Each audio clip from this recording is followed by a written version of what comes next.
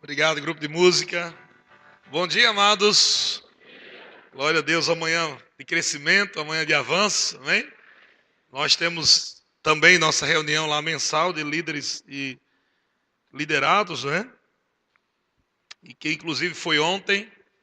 E eu fico feliz demais em poder saber que quando eu saio, existem pessoas fiéis em nosso ministério, que nós não precisamos nos preocupar com a nossa saída, né? Eu tenho um chamado para o corpo também, além de um chamado local, eu tenho um chamado para o corpo de Cristo, né? Para ir para algumas igrejas, outros ministérios, não só também Verbo da Vida. E graças a Deus tem pessoas que ficam lá na nossa igreja, no nosso ministério lá em Taubaté agora, né? Que nós estamos lá, que dando suporte para nós. Temos pastores auxiliares, temos ministros em treinamento e pessoas nos departamentos, líderes, liderados que estão fazendo um bom trabalho. Então, ontem nós tivemos essa reunião lá, né? E um dos nossos pastores, pastor Vavá, ele é de Campina Grande, esteve liderando. E tenho certeza que assim como nós nessa manhã seremos ricamente abençoados com as instruções de Deus. Amém? Glória a Deus. Eu não sei quantos aqui estão aí, assim, continuando, né, do departamento da última vez que eu vim, né? Eu não sei quantos continuaram, quantos chegaram novos no meio desse caminho, mas eu quero rapidamente falar um pouquinho, só para uma introdução, para vocês me conhecerem um pouquinho melhor, para quem não me conhece. Eu sou pastor Eliezer, né? E eu não nasci pastor, né? Eu fui uma pessoa como você também, eu não nasci pastor. Eu sempre servi na igreja como músico, né? Conheço a música desde os 7 anos de idade. Aos 7 anos de idade eu ganhei uma flauta do meu pai. E nesse mesmo dia meu pai foi embora. Inclusive ontem eu fui visitar ele lá aqui em Fortaleza, que ele está morando aqui. Eu fui visitar meu pai ontem, não é? Sempre mostrando para ele, sempre quando eu venho aqui vou lá visitá-lo, mostrando para ele que não tem nada no meu coração por ele ter errado, né, conosco, deixando nossa família. Mas aos 7 anos, meu pai foi embora e ficou eu e mais 3 irmãos. E no mesmo dia que eu conheci a música, no dia que eu ganhei esse presente da música na minha vida, que foi uma flauta, foi o primeiro instrumento que eu peguei, foi no mesmo dia que meu pai foi embora. Então, meu pai se separou da minha mãe e eu casei com a música. E a música, ela se tornou uma ferramenta poderosa para me manter na igreja. Foi através da música onde eu pude, com todas aquelas coisas de adolescente, né? Aquele turbilhão de coisas que vem na adolescência, eu pude canalizar para a música. Então a música, me ajudou a me manter concentrado em Deus. E através da música Deus também me tocou de uma forma pessoal. Eu comecei a compor aos 14 anos de idade, a minha primeira música. Eu ainda estava no tempo da lei. Fazia alguma música fora da palavra. Mas, de qualquer forma, Deus não leva em conta o tempo da ignorância. Deus me alcançou, mesmo eu sendo ignorante. Ele estava ali, sempre cuidando de mim, sempre com uma grande visão para a minha vida, mesmo sem eu entender o que estava acontecendo. Eu lembro que minha mãe sempre contava, a irmã da Alvanira, sei que, inclusive, o próximo ano está indo morar na minha cidade. Minha sogra já está lá, juntamente com a minha cunhada, morando lá também, nos ajudando em Taubaté. E no próximo ano minha mãe está indo. Então, graças a Deus, Deus está promovendo esse encontro das famílias para estar próximo a nós, que isso é muito importante para nós também, para eu e George e os nossos filhos. Mas eu lembro que, quando eu era pequeno, minha mãe contava o testemunho de quando ela estava grávida.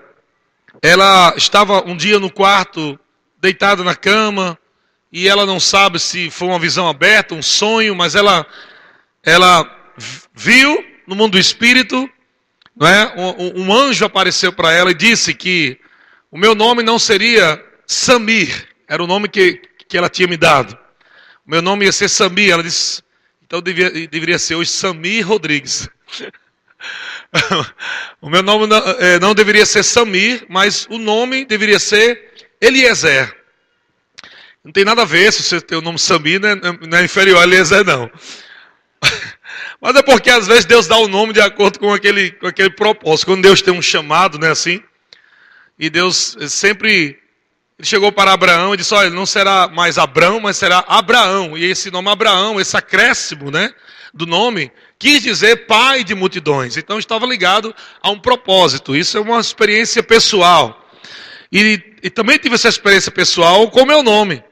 E Deus chegou e disse, olha, o nome dele não vai ser Sami, mas vai ser Eliezer. Minha mãe colocou, não procurou saber, naquela época não tinha Google, não essas coisas, fácil para saber como é que significa o nome, esses negócios.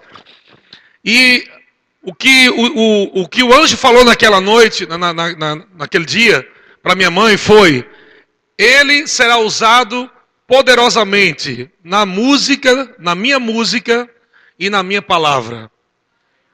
Então foi isso que ele falou para minha mãe. Agora imagina, meu pai vai embora, aos 7 anos de idade, minha mãe nunca tinha trabalhado, meus pais se conheceram bem novinhos, né? Minha mãe, quando ela me teve, não foi quando engravidou não, quando ela me teve, ela tinha 15 anos. Imagina, a loucura, né? Então, eu tenho uma mãe novinha ainda hoje, a bem novinha, tem muitos anos ainda para a gente caminhar junto. Então, uma confusão começou a ser gerada dentro de mim. Eu ouvi que Deus tinha falado que eu viveria coisas grandes, que eu levaria a música e a palavra de uma forma poderosa sobre a face da terra, mas eu comecei a ver que eu estava sem pai, eu e meus 3 irmãos, né, agora estávamos crescendo, minha mãe começou a trabalhar por causa dessa separação, o meu pai acabou largando a minha mãe, não é? E a igreja que ela fazia parte cortou a minha mãe era cantora, cantava muito, tem uma voz belíssima, e por causa dessas pressões da vida, ela acabou tendo problemas vocais, e ao longo dos anos ela foi perdendo a voz, né, muitos problemas emocionais, e usando a voz debaixo desses problemas emocionais, ela foi ao longo do tempo, não cuidou, não entendia disso, e foi perdendo a voz. Ela canta ainda hoje, mas não tem aquela voz. E ela cantava muito, tinha uma voz poderosa, uma voz muito forte, bonita.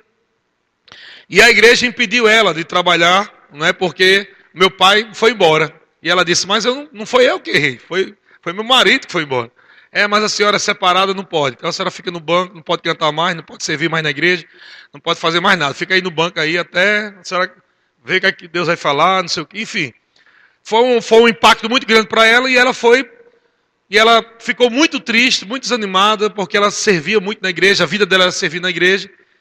E eu sei que foi um momento de fraqueza, também minha mãe não tinha esse conhecimento da palavra todo. E ela tinha que cuidar dos filhos e foi agora cantar no mundo.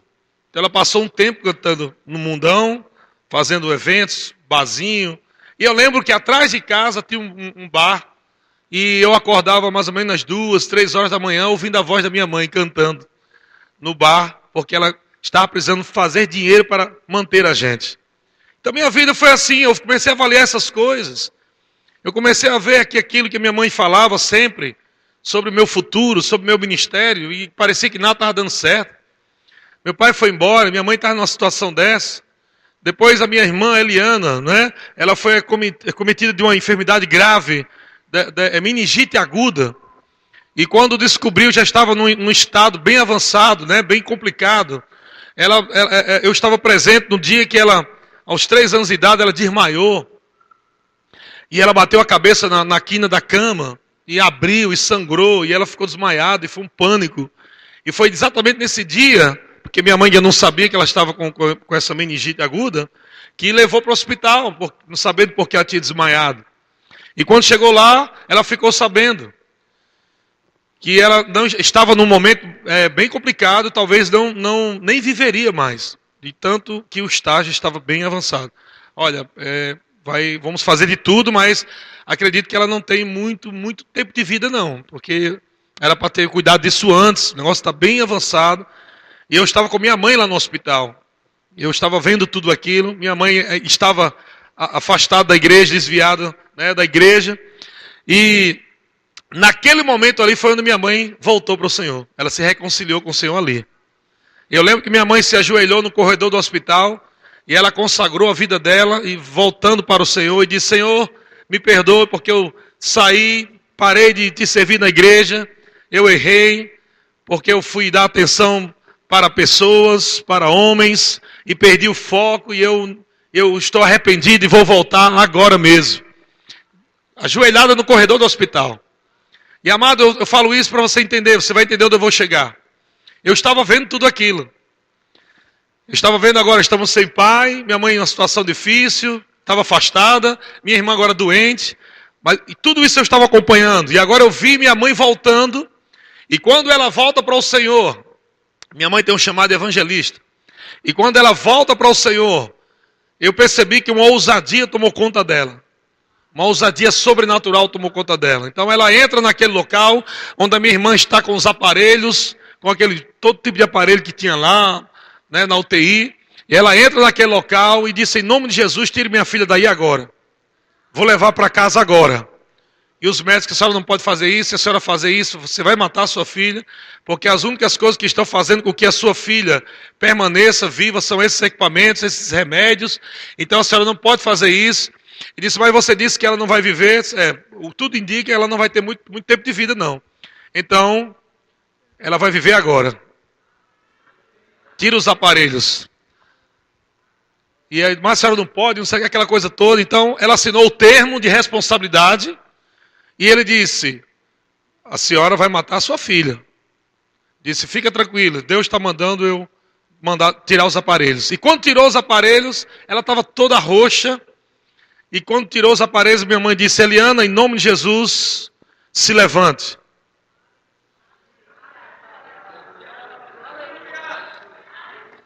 E muitos aqui estão até hoje, né, cantando algumas canções dela, né, de Eliana Rodrigues. Quando a Eliana abriu os olhos lá, em cima daquela maca, os enfermeiros começaram a correr para lá e para cá. Foi aquele tumulto, alguma coisa aconteceu. Um médico, né, muito incrédulo, muito cético, muito, sei lá, muito ateu, começou a dizer: olha, ainda bem que os remédios começaram a fazer efeito. Você sabe que ele nunca vai dar glória a Deus, né, irmão? E quando aqueles médicos falaram isso, os médicos falaram assim: olha, ela está voltando, ela abriu os olhos, a cor começou a ficar rosadinha, começou a voltar ao normal. Mas os médicos falaram: por causa dessa doença, ela vai ter alguns problemas que do cérebro, não sei, falou, neurológicos. Talvez ela não possa andar direito, nem falar direito. Ela vai ter sérios problemas para a vida toda. Aí minha mãe disse: como ela não vai falar direito? Não vai andar direito? Eliana, se levante, fique em pé e fale.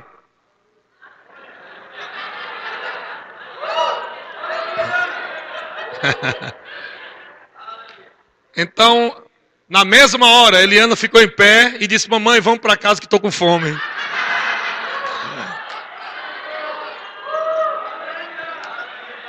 E nunca mais aquela enfermidade,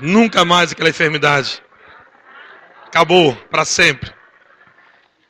E o mais interessante não foi isso, porque naquela sala havia uma amiga da minha mãe, uma enfermeira, que era evangélica, da Igreja Assembleia de Deus, a qual minha mãe fazia parte. E minha mãe depois encontrou com ela, e aquela irmã disse: irmã Dalvanira, fazia tempo que eu queria falar contigo, mulher. Eu disse: o que foi? Você não sabe o que aconteceu. Naquele dia, não foi só sua filha que foi curada. Todas as crianças que estavam naquela enfermaria, de uma forma milagrosa, foi curada.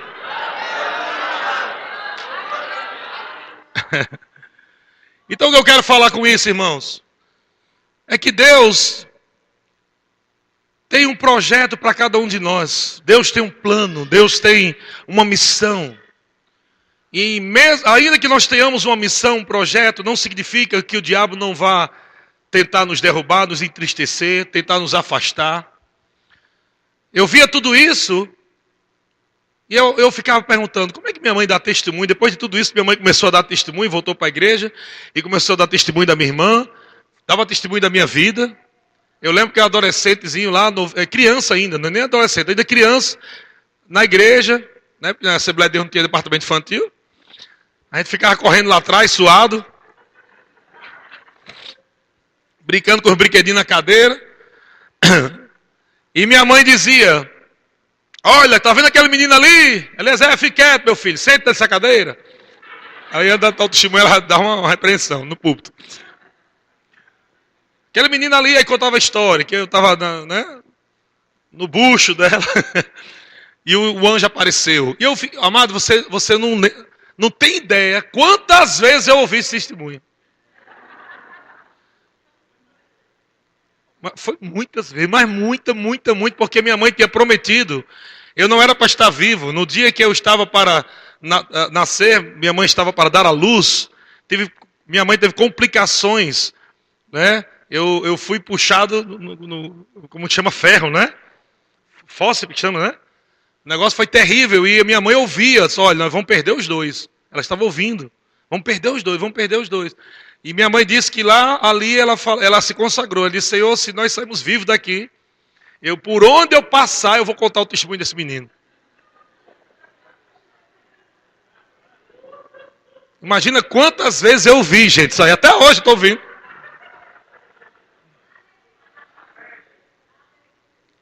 Então minha mãe dizia, olha, Deus falou que o meu filho vai para as nações, Deus falou que o meu filho vai ser usado poderosamente na música. Mas agora, minha mãe volta para a igreja, mas está sem condição financeira ainda, está recomeçando. E nós vamos morar, eu e os meus irmãos, na casa da minha avó.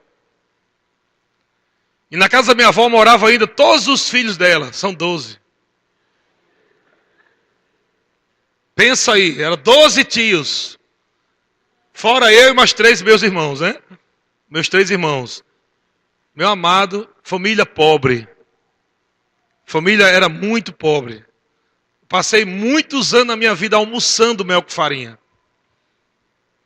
Porque tinha que ser muita comida, não dava. Então era mel com farinha. Tinha uma fábrica do lado de mel e também de doce. E minha avó tinha uns pés de goiaba lá e ele dava as goiabas para a fábrica e a fábrica dava doce, mel, em troca das goiabas. Então imagina aí, 12 goiabas. E mel, nunca me dê de presente. Por favor. De manhã é muito difícil ministrar. Porque a gente acorda com uma voz muito fria, né? Embora a gente faça os exercícios, ontem forçamos bastante, a voz fica muito pesada, grossa. E alguns irmãos, eita pastor, estou vendo que você está rouco, quer um melzinho? Eu disse, não, irmão. Pega uma aguinha, tá bom. Uma aguinha, uma maçãzinha aí. Melzinho não, por favor. Então eu morei 8 anos com a minha avó. 8 anos. Nesses 8 anos, eu aprendi muita coisa. Meu avô também evangelista, bruto na fé. Meu avô, ele não sabia ler. Nunca foi para a escola. Mas quando ele abria a Bíblia, ele lia. Fechou a Bíblia, não lia nada. Abriu a Bíblia, lia. Como é que o senhor não sei, é Jesus que me ensina, rapaz. Tá vendo que é Jesus que me ensina? Ele é muito assim, sabe? Muito bruto na fé.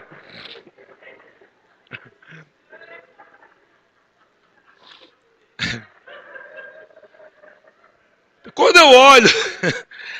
Amado, quando eu comecei a olhar, né, agora adolescente, comecei agora a aprender alguns instrumentos, eu fiz minha bateria, foi de lata, né? Foi eu que criei minha bateria de lata, e foi lá que eu aprendi a tocar a bateria. Foi meu primeiro instrumento realmente oficial. A flauta não fez sucesso, não. Eu dei 2 assopros na flauta, faltou ar na cabeça. Eu disse, rapaz, não quero esse negócio não, fiquei tonto. Não dá pra mim não, você vai ficar soprando, não dá certo não. Aí criei a bateria, aí fui estudar bateria na lata, na bateria de lata, né? Estudar bateria na bateria de lata. Aprendi a tocar instrumento. Lembro que eu saí, não é que eu me desviei, é porque eu queria tocar uma bateria de verdade, né? E aos 13 anos de idade, um grupo, uma banda de música, um grupo de música, de baile, me convidou para me tocar bateria. Na época do, quem é mais antiguinho aqui, eu não sou tão antigo assim, mas na época do RPM, Olhar 43, Londo. Nessa época aí eu peguei todas aquelas músicas, né? Eu era da igreja, minha mãe, menino, o que você está aí para onde? Não, estou aí tocando numa banda ali, no grupo ali, não sei o quê. E eu não queria dizer a minha mãe que eu estava indo tocar nessa banda do mundo, né? E eu fui tocar lá porque eu queria tocar uma bateria de verdade. Toquei não sei quantos anos tocando a bateria de lata. E aí, na primeira noite que eu fui tocar, meu irmão, uma briga lá, cadeira voando, quebrando garrafa da cabeça do outro. E eu tocando lá. Eu olhando aquilo, assustado. Nunca tinha, eu praticamente nasci dentro da igreja. Primeira vez que eu estou agora ali, os caras, quebradeira. Daqui a pouco eu tiro, dá um tiro lá, revólver, pá! Meu Deus do céu. Eu acho que Deus criou aquela atmosfera para me dizer assim, tá vendo como é ruim o mundo? Mas foi um tiro. Deram um tiro lá, a bala pegou no prato de condução da bateria. Tem! Com o risco assim, ó. Deus falou comigo assim, sai daí, não é teu lugar, sai daí que da próxima vez pode ser na tua cabeça, se tu continuar nesse lugar aí. Eu não chamei você para isso. Então essa é uma experiência pessoal, amém? Eu não chamei você para isso, então já voltei, arrependido, meu avô era pastor, e eu comecei a ver tudo aquilo acontecendo. E eu cheguei num ponto e disse, Senhor, se o Senhor me chamou, como minha mãe disse aí, 1 milhão de vezes já nesse testemunho dela, por que a coisa não está acontecendo? Eu lembro que eu tinha 2 bermudas. Usava uma, lavava outra. Usava uma, lavava outra. Uma chinela com aquele preguinho. Quem já teve? Uma chinela com preguinho de baixo, hein? Todo mundo aqui já teve essa chinelinha. Uma chinelinha com preguinho, né? Que eu, criança, adolescente, brincava de mais errado, acabava quebrando a chinela. Minha avó dizia, não, vai comprar outro não, vai arrumar agora. E tava um preguinho e tal. Ficava vivendo aquilo, não tinha expectativa de nada. E o diabo começou a falar na minha cabeça. Eu acho que esse negócio aí que tua mãe está falando é conversa. Eu acho que foi alguma coisa que ela imaginou, porque começa a olhar para a tua vida agora. Não tem nada acontecendo. E eu fiquei durante muito tempo com aquilo na minha cabeça. Eu comecei a aceitar. Comecei a aceitar dizendo, então eu acho que é verdade. Eu acho que isso aí que a mamãe está falando aí, eu acho que a bichinha deve ter, sei lá, imaginado, acho que ela quer que a gente, sei lá, seja alguém na vida, né? E ela está dizendo essas coisas, ela já deve ter sofrido tanto. E eu comecei a aceitar que aquilo não era verdade, era só um fruto de imaginação da cabeça da minha mãe. Então eu vivi muito tempo tocando na igreja, cantando, mas não tinha perspectiva de nada. Então, até que um dia eu conheci a minha esposa. Eu estava tocando num trabalho para jovens, lá na igreja do Nazareno. Foi aí que nós começamos uma banda canal. A banda canal, alguns conhecem a banda canal, outros não, né? Também. Em 92 nós começamos a banda canal, acho que alguns aqui nem eram nascidos, sei lá. Ou era bem pequenininho, talvez esse bebezinho aqui, né? Assim. Mas foi em 92 que eu comecei na banda canal. E nesse trabalho da banda canal, eu conheci minha esposa, que se converteu nesse trabalho de jovens. Ela tinha 14 anos, eu tinha 17. E foi nesse tempo que nós nos conhecemos. Então começamos a namorar e 3 anos depois nos casamos. Mas só que minha vida estava toda desestruturada. Eu estava tocando na igreja, eu estava servindo sempre. Toda hora eu estava tocando em algum canto, servindo, na rua, na igreja, evangelismo, em todo lugar. Mas eu não tinha perspectiva, eu não tinha visão, eu não tinha procedimento correto, eu não tinha caráter, eu não tinha nada que me pudesse levar àquilo que Deus tinha me dito da minha mãe. E é esse ponto que eu quero tratar com você nessa manhã. Não é porque Deus disse algo a você que vai acontecer só porque Deus disse. Deus tinha dito que eu me tornaria alguém, né, poderoso naquilo que Ele queria fazer. Eu não me via. Mas de qualquer forma eu estava com 2 problemas. Um, eu não me via. E 2, eu não tinha sido treinado, eu não sabia que havia procedimentos, regras ministeriais que iriam me aprovar para entrar naquilo que Deus me mostrou desde o ventre da minha mãe. Então foi depois de muitas brigas no casamento, porque até então não conhecia rema, a palavra revelar, a palavra da fé, não existia isso. Era somente Deus mata, Deus fere, Ele abre cova, fecha a cova, arranca a cabeça, tira a cabeça, bota a cabeça. Era somente isso que eu conhecia. Não existia procedimento nenhum. Então um dia nos convidaram, depois, né, de várias tentativas de acabar o casamento, seria mais uma frustração na minha vida. né, de acabar o casamento, foi nesse momento aí que chegou a oportunidade de conhecer o Centro de Treinamento Bíblico Rema Brasil. E eu quero que você entenda que em cada fase da sua vida que você vai passar, né, onde o diabo vai tentar destruir coisas dentro de você para que você não viva os planos de Deus, em cada momento desse, Deus vai trazer uma oportunidade para você sair disso. Deus não vai deixar você perecer naquilo. Mas você vai chegar num ponto que vai ter que decidir. Ou eu vou melhorar, ou, desculpa a expressão, mas você vai me entender. Ou eu vou me lascar todinho agora. Existe um ponto onde você vai chegar, em fases da sua vida, que você vai ter que tomar uma decisão de qualidade para avançar naquilo que Deus já programou para você. Deus está dizendo, é isso que eu tenho para você, agora a decisão é sua. Eu cheguei naquele ponto. Eu cheguei no ponto que alguém disse, rapaz, tem uma escola aí de estudo da palavra, tipo teologia, o irmão não sabia nem explicar direito, bichinho, mas né, também não sabia. Ele disse, que escola é essa? É uma escola chamada Rema. Eu disse, não tinha um nomezinho mais bonitinho não, para botar nessa escola não? Foi a primeira coisa que eu disse ao irmão. Rema? O que é isso? Você ficar remando? O que é? Barca? O que é isso? Não estou entendendo. Então ele falou, não, rapaz, diz que essa palavra rema é uma palavra grega, que quer dizer palavra falada, palavra inspirada falada. Ele começou, também não sabia também, tentando me explicar, né, porque ele ia fazer. Eles, vamos lá, eu fui com o George, na primeira matéria lá, ver como é que é. E nós fomos impactados, e quem foi o primeiro professor? Marquinho.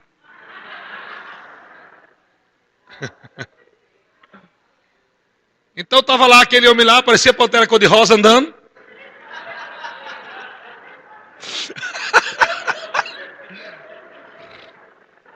Mago que dava dó. Quando ficava de lado, eu só ouvia a voz dele, porque ele desaparecia.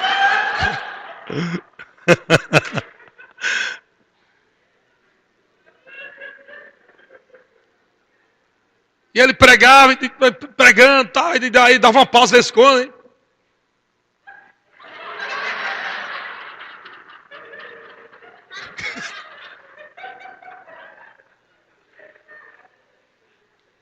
Aí, que danado é esse cara também? Tem problema, só pode ser esse pastor aí. Esse pastor tem problema aí. Mas quando ele começou a ministrar, o camarada recitava, né, os textos da Bíblia completos, sem olhar para a Bíblia. Ele disse, rapaz, onde é que ele está lendo esse projetor? O projetor está onde? O projetor. Pensei que tinha um projetor, algum quando ele estava lendo o projetor lá. Que é retroprojetor, né? Retroprojetor com aquela folhinha transparente. Disse, rapaz, tem algum retroprojetor ali que ele está lendo a Bíblia, algum texto, sei lá o que é. Mas eu comecei a ficar impactado, não foi nem pela palavra. O que me impactou foi como é que ele colocou todo esse texto dentro dele. Isso foi isso que me atraiu a palavra. Engraçado, né? Como Deus usa as iscas. Como é que ele colocou esses textos dentro? Aí ele começava a ler a Bíblia e eu ficava, não, agora vem uma vírgula. Deixa eu ver se ele vai falar essa vírgula. Deixa eu falar a vírgula. Agora vem essa palavra, vamos ver se ele vai falar. Essa palavra é difícil falar.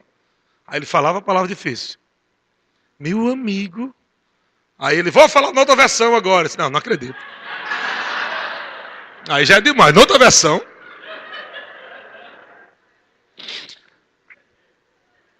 Então foi aí que eu conheci a palavra revelada, a palavra da fé. Foi aí que eu comecei a ver os procedimentos. E foi aí que eu comecei a aprender sobre coisas que eu nunca tinha ouvido em 25 anos de igreja. Nunca ouvi na minha vida. Em 25 anos de igreja. Nesse tempo de 25 anos de crente, até que eu conheci essa palavra, eu passei por 8 denominações. Até Mormon eu já fui. Até Mormon eu já fui. Já diz alguns irmãos que eu ia ter essa bolsinha que eu levo com saudade dos Mormons. Que eu era naquele tempo. Então eu passei por igreja pentecostal, igreja tradicional, igreja mediana. Mas eu nunca vi Uma igreja que treina tanto o caráter como a Igreja Verbo da Vida, eu não estou exaltando o ministério, eu estou exaltando a palavra dentro desse ministério. Você está no lugar certo. Deus trouxe para você aqui porque Deus viu que você tem o potencial, Ele colocou dentro de você um chamado, habilidade, dons, e Ele conectou você a um desejo que você tinha no seu coração. Senhor, eu quero crescer, eu quero avançar.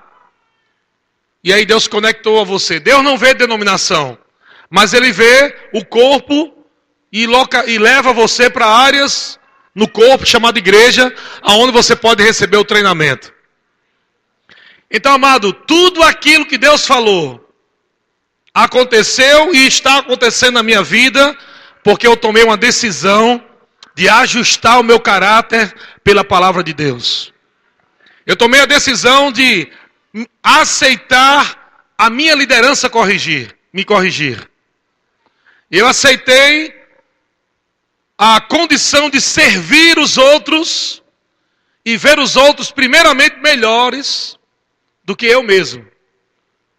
De colocar no nível, dizer assim, eu estou pronto para fazer com que aquele irmão cresça, com que aquele irmão avance, antes de olhar para mim mesmo. Esse treinamento me impactou tanto, que eu fiquei tão grato a Deus que disse, Senhor, se eu não tiver mais nada nessa terra para viver, eu estou feliz demais só em ter conhecido essa palavra. Mas é impossível alguém que conhece essa palavra revelada, como você tem conhecido, e vivê-la, e Deus não promover você. Amém? Então, entrando nesse ponto de treinamento, porque foi isso que me trouxe até aqui, e é isso que está me mantendo firme no ministério. Não é a unção que me mantém firme no ministério.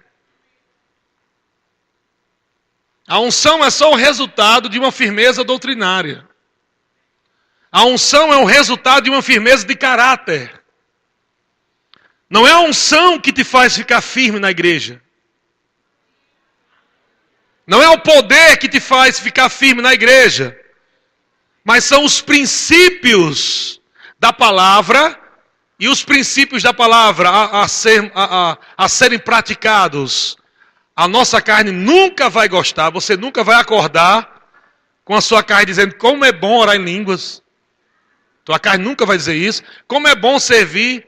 Hoje tem limpeza na igreja, que maravilha, que delícia, estou feliz. Tua carne nunca vai dizer isso.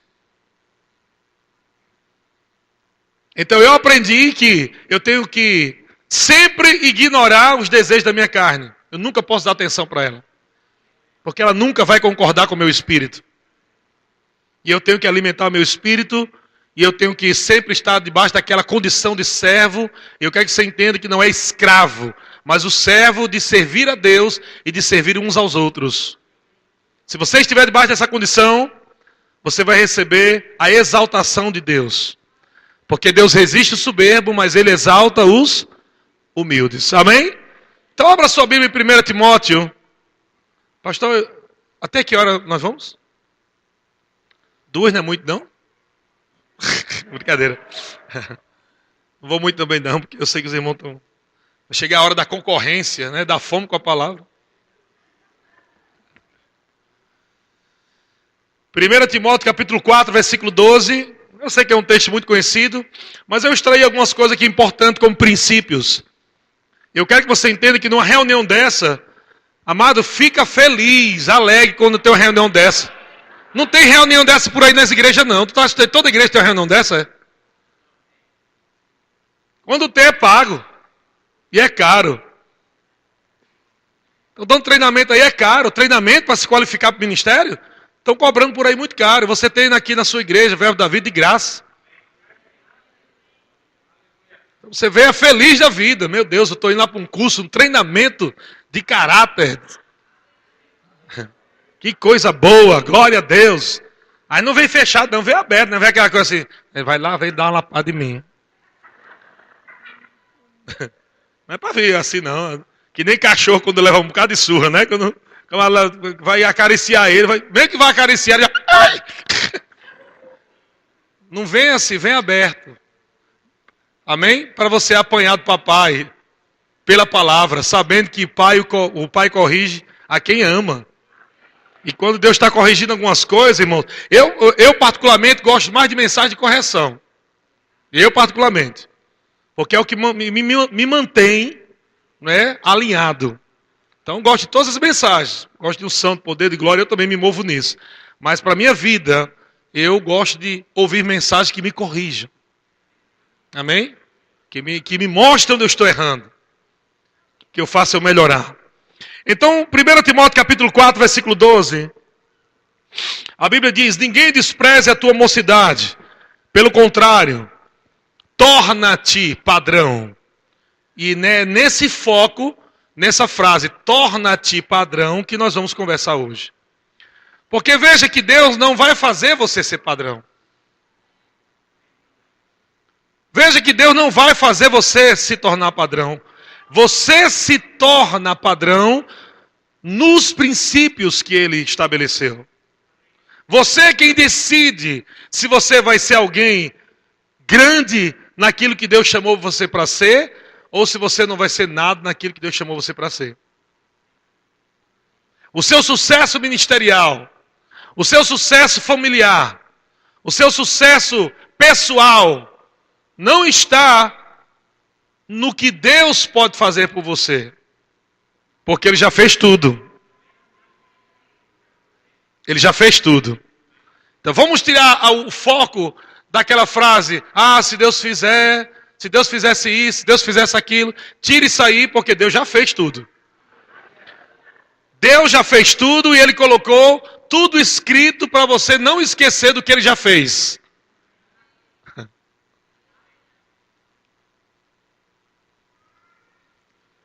Deus é o seu Criador. E como um bom fabricante, Deus, quando criou você, deixou o manual.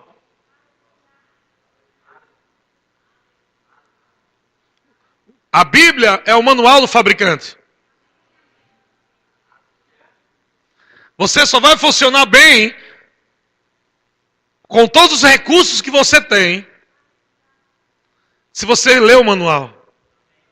Tem gente que compra um DVD e só sabe dar play, stop e eject. Play, stop e eject.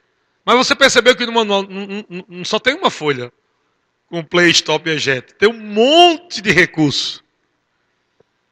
Mas a gente nunca leu o manual. Quem aqui, pode até ter, mas muito raro. Quem aqui comprou já algum aparelho e leu o manual inteiro? Ó, tem um irmão ali, ó, como diz o nordestino, escapou fedendo. 2 escapou fedendo. Mas é muito raro a gente comprar um aparelho e a gente lê o manual todinho, a gente vai ler quando a gente está no problema. Menino, tá aqui, o negócio está funcionando, não. Eu apertei aqui, não está funcionando, não. Aí disse, vê lá no manual o que é. Aí vai ler, assim é a vida de alguns crentes. Só lê a Bíblia quando está com problema. Só vai tentar, por que não está funcionando nessa área? Peraí, línguas emergenciais, e agora uma leitura do manual de última hora, para tentar ver por que o play não está funcionando. Aí quando vai ver, no final não era problema no play, no stop, não era. O problema é porque o irmãozinho não leu o manual, dizendo que era 110. Menino, porque não está ligando. Botou lá na tomada lá, o bicho queimou. Porque lá era 110, a energia da casa era 220. Tem gente se queimando antes de usar o equipamento. Tem gente se queimando no ministério antes de entrar. Não lê o manual, não procura saber as instruções, aí se queima com a liderança, se queima com o ministério. Eu estou falando isso, amado. Eu tenho 22 igrejas hoje. Só uma eu não abri pessoalmente. Porque eu enviei, que foi agora o Uruguai, que está abrindo. Mas todas as outras igrejas eu fiz questão de ir nos primeiros 3 meses. Depois eu coloquei alguém lá. Então eu sei o que acontece nas igrejas. Igreja é tudo igual, gente. Porque é formado por gente. Eu não vou chegar numa igreja, Verbo da Vida Calcaia, é o povo que veio de Júpiter. Verbo da Vida, como é o nome? Benfica? Verbo da Vida Benfica, não, esse veio de Marte. Não, todo mundo aqui é igual a gente do Brasil, do planeta Terra, todo mundo tem o mesmo problema.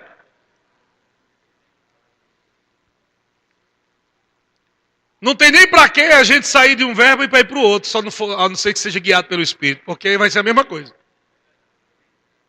Não vou sair daqui não, porque o que eu mais ouço é que Deus falou comigo que acabou meu tempo aqui. Eu não acredito se você não está aprovado. A não ser que o pastor esteja orando para você sair. Aí tudo bem. Pastor, Deus, tira essa criatura aqui da igreja, não aguento mais. Bicho ruim, tira daqui. Aí se olha, Deus veio falar comigo, o pastor já sabe, porque todo desconcertado, todo errado, reprovado. Aí sabe, foi uma resposta de Deus, fique tranquilo, meu filho, eu estou tirando.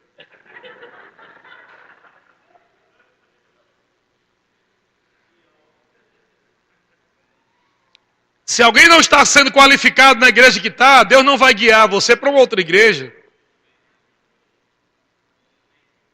É óbvio, irmão. É muito óbvio. O resultado disso é simples. É orgulho. O que está acontecendo aí é simples, é orgulho. Não, orgulho. Não, Deus falou comigo. Deus falou. É orgulho puro. Todas as vezes que alguém falou isso comigo, o Espírito Santo sempre testificava comigo. Ele está errado. E está dizendo que sou eu que estou mandando ele sair. O pastor sabe. Você acha que Deus vai deixar o pastor desprotegido, é? Como é que Deus vai falar com alguém, irmão, e não fala com o pastor da igreja? Me fala um negócio desse aí. Disse, ei, estou levando lá para outra igreja, mas não fala para ninguém não. Não diz para o teu pastor não.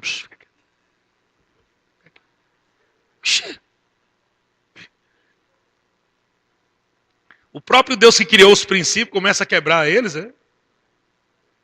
Esse princípio de hierarquia, de submissão, autoridade, Deus vai quebrando. Olha, ele fala, não, vou falar com você. Aí você dá o recado ao teu pastor, que eu te falei.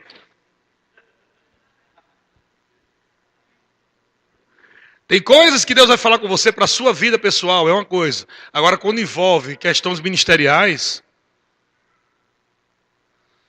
nós precisamos ser aprovados por alguém. Deus não aprova ninguém no ministério no quarto. Sozinho. Deus sempre vai aprovar através de homens, de liderança. Glória a Deus. Então, Paulo está dizendo aqui para Timóteo, Timóteo, não deixa ninguém desprezar a tua mocidade. Timóteo era um ministro jovem, que tinha uma grande igreja. Uma igreja muito grande, e ele era muito jovem. E algumas pessoas começaram, talvez, a olhar para ele como uma pessoa tão jovem, né, cuidando de uma igreja tão poderosa. Mas isso não quer dizer, a questão de idade, né, não significa muita coisa. Quando a pessoa já está aprovada, né, por Deus, aprovada pela liderança e ela já está exercendo o ministério. Se alguém está no ministério e é muito jovem, já foi aprovado pelo ministério, já foi aprovado por Deus, não importa se ele tem pouca idade. Ele foi aprovado. Se ele foi aprovado, ele é digno de respeito. Não, pode ter, de repente, um pastor aqui com 22 anos, 25 anos, sei lá. Aquela pessoa, ela se qualificou para chegar naquilo. Ela estudou, ela orou, ela fez tudo que tinha que ser feito. E Deus viu que ela estava aprovada, e Deus falou com a liderança para levantá-lo.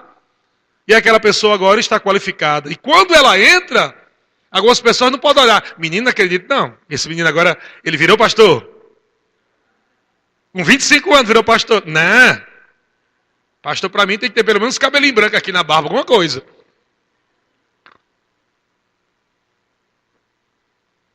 E Timóteo estava passando por isso. Algumas pessoas estavam recriminando, né, a idade, o jeito, talvez não ouvindo Timóteo. E Paulo trouxe uma palavra de exortação para ele. Disse, olha, ninguém despreze a tua mocidade. Ele fala, pelo contrário, ele diz para Timóteo, Timóteo, fica tranquilo. Fica tranquilo. O que você tem que fazer é se tornar padrão dos fiéis. Se torne um padrão. Aonde nós nos tornamos padrão? Veja onde é que ele diz. Torna-te padrão dos fiéis. Aonde? Em primeiro lugar, na palavra. Depois, se tornar padrão aonde? No procedimento. Veja, são os lugares onde você vai se tornar padrão, hein? Estou passando a receita de bolo para você aí. Se tornar padrão na palavra. Se tornar padrão no procedimento. Se tornar padrão no amor. Se tornar padrão na fé. Se tornar padrão na pureza. Agora vamos debulhar cada um desses aí para você ver que se o negócio não é bom. O que é se tornar padrão na palavra? Eu poderia dizer que se tornar padrão na palavra tem dois aspectos. Claro que o primeiro aspecto é o mais importante, que é você se tornar padrão na doutrina. Ok? Quando você se torna padrão da doutrina, você vai se tornar padrão também nas suas palavras. Alguém que é inconstante é alguém que não está firme na palavra. Então ela tem duas palavras. Quando Paulo fala para Timóteo aqui, torna-se padrão na palavra, ele não está falando somente ser craque em ler a Bíblia, em ser craque em ensinar a Bíblia, mas ele também está falando assim, torna-te padrão no que você fala. Se você diz que vai fazer, faça. Se você diz que não vai desistir, não desista. Tornar-se padrão da sua palavra. Pastor Bud sempre dizia, se suas palavras não valem nada, você não vale nada. Pastor Bud dizia isso, é forte, não é? Se as suas palavras não valem nada, você não vale nada. Ou seja, se você não tem padrão no que você diz, é tal hora, amém, tal hora. É o culto lá, estou lá, pastor, estou lá, pastor.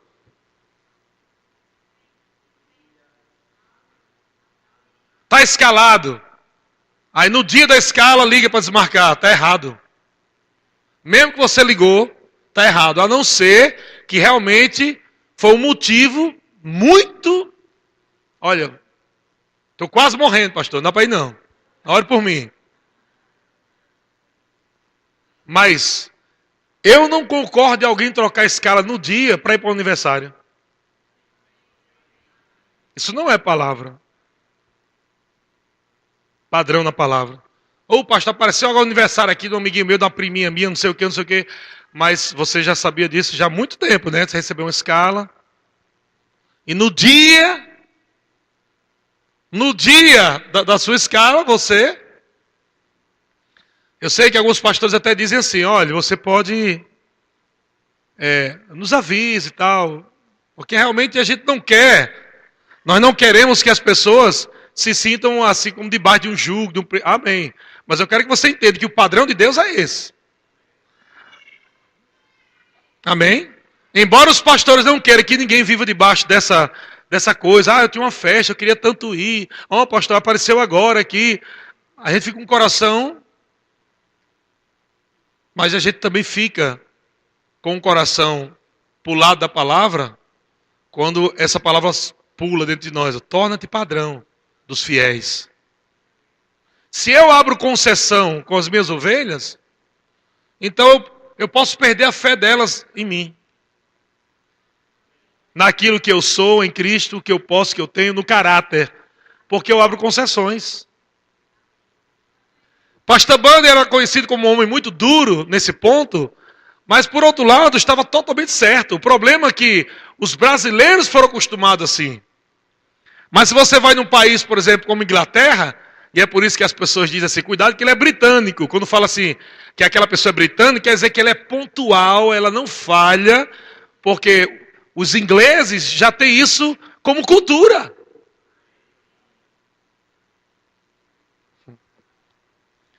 A cultura inglesa é assim. Agora imagina a cultura do céu, gente. Eu acredito, amado, que Deus não marcou o dia e a hora que vai pegar a igreja, porque se marcasse, muita gente não ia. Ia atrasar também para o arrebatamento. Você acredita? Ele é tão misericordioso com a gente que ele não marcou o dia e a hora. Porque se marcasse, talvez alguns irmãos estivessem consertando o carro, alguma coisa. Espera aí, Jesus, estou consertando aqui o carro aí para ir para o arrebatamento. Uns irmãos estivessem lá no banheiro, lá, ajeitando os cabelos. Espera aí, estou secando aqui os cabelos aqui. Aí,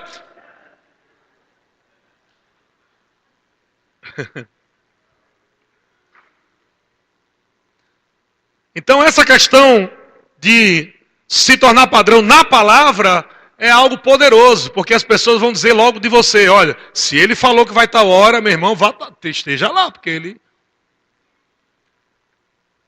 Se acontecer alguma coisa, uma casa, não estou dizendo que você vai passar a vida inteira e de repente não acontecer alguma casa. Pode acontecer. Amém? Acontece alguma coisa.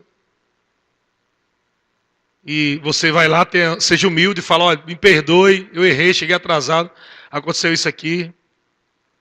Mas todo mundo sabe que aquilo não é de você, entende? As pessoas sabem que aquilo não é de você. Você não é aquela pessoa. De chegar atrasado, de falar e não cumprir, você não é. As pessoas, não, fique tranquilo, irmão, eu conheço o teu caráter. Passou pela fase do padrão da palavra, ok. Visto, verdinho.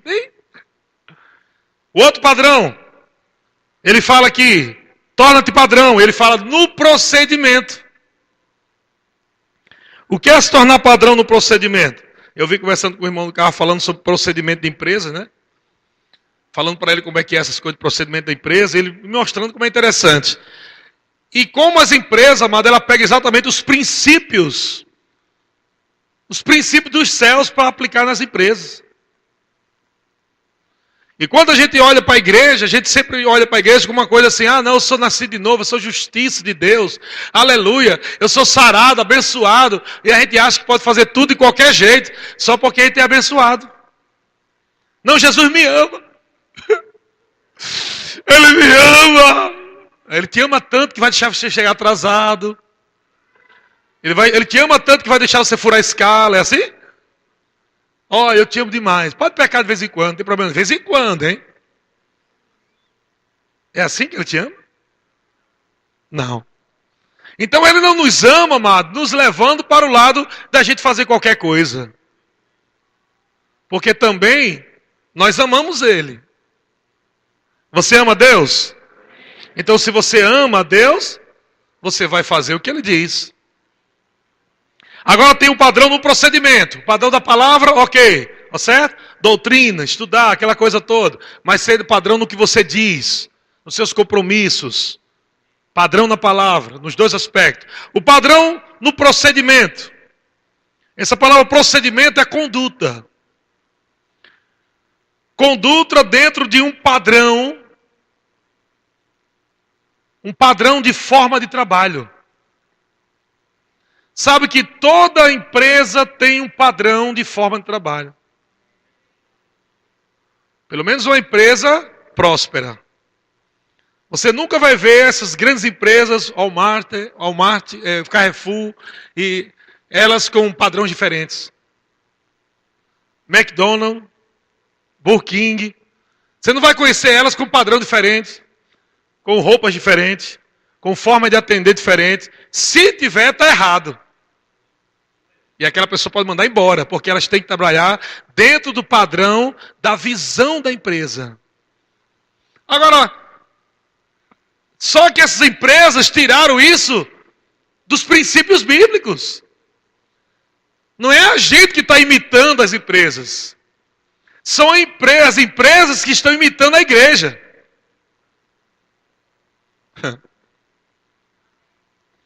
John Maxwell disse que o lugar mais top de se treinar líderes e liderados se chama igreja.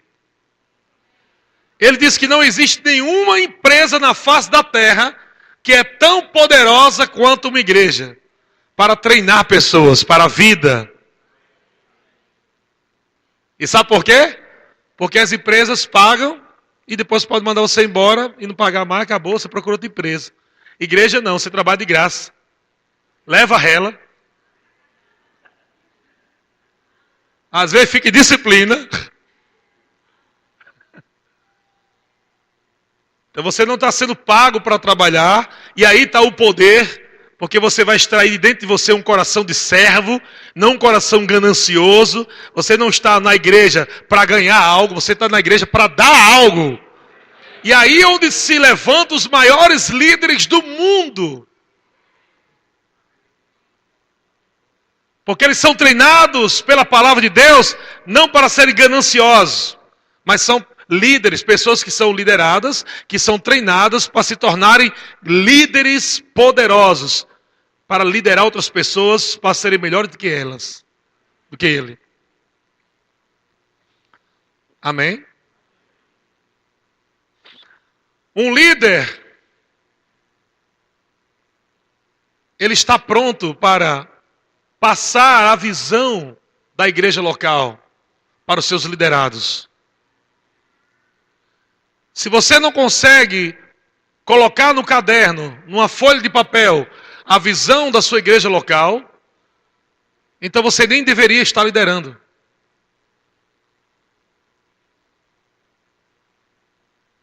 Um líder, ele tem que saber qual a visão da igreja local, porque ele só vai liderar através dos procedimentos da visão. Como funciona a visão? Para isso precisa de reuniões, para isso precisa estar ligado com o pastor local, precisa estar conversando, perguntando. E qual é o problema de muitas pessoas dentro da igreja hoje? Por não conhecer o procedimento, a visão, a forma de trabalho da igreja local, elas criam uma visão instantânea. Uma visão imediata para tentar solucionar um problema. Na visão que é criada imediata, porque ela não conhece a visão da igreja local, é onde nascem as confusões. Porque aquela pessoa, como é que nós fazemos isso? Ela quer resolver o problema, diz, rapaz, deixa eu ver. Ela não sabe da visão do pastor, então ela vai criar uma momentânea agora. Rapaz, faz o seguinte, faz assim. Quando aquela pessoa que recebeu aquela ordem do líder, dizendo faça assim, ela vai desencadear uma quebra dos padrões de procedimento da igreja. Porque vai encontrar com alguém que sabe como é a visão. E aquela pessoa que se encontrou vai dizer, por que você está fazendo isso?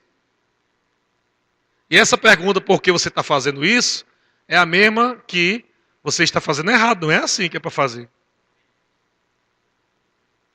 Isso começa a trazer confusão na igreja. Isso pode trazer agora problemas e relacionamento entre os irmãos. Você viu aí, irmãzinha? Chegou para mim e disse, por que você está fazendo isso? Então aquela irmã começou a ficar chateada da outra, a outra ficou chateada da outra que estava fazendo errado, mas tudo saiu de uma falta de padrão do procedimento. Que o líder deveria saber exatamente. Então só tem duas formas de se comunicar. Uma é eu sei, outra é não sei. Não existe coluna do meio. Uma é eu sei. Eu não sei. Deixa eu ligar para o pastor. Pastor, como é que o senhor quer que eu faça isso? O que é que o senhor acha? Como eu devo fazer? Amém? Mas não cria um procedimento extra dentro da visão. Porque isso pode trazer confusão dentro da igreja e as pessoas não podem pegar a visão. A visão só é pega quando todos falam a mesma coisa. A mesma visão, ouvindo a mesma coisa. Amém, irmãos? Outro procedimento. Deixa eu falar outra coisa dentro dessa questão do procedimento, do padrão do procedimento, né, ainda. A comunicação. Gente, tenha cuidado com essa. Agora que nós estamos na era do Zap Zap, na era do Facebook, lembre-se, as redes sociais não têm emoção. A emoção é colocada de quem lê.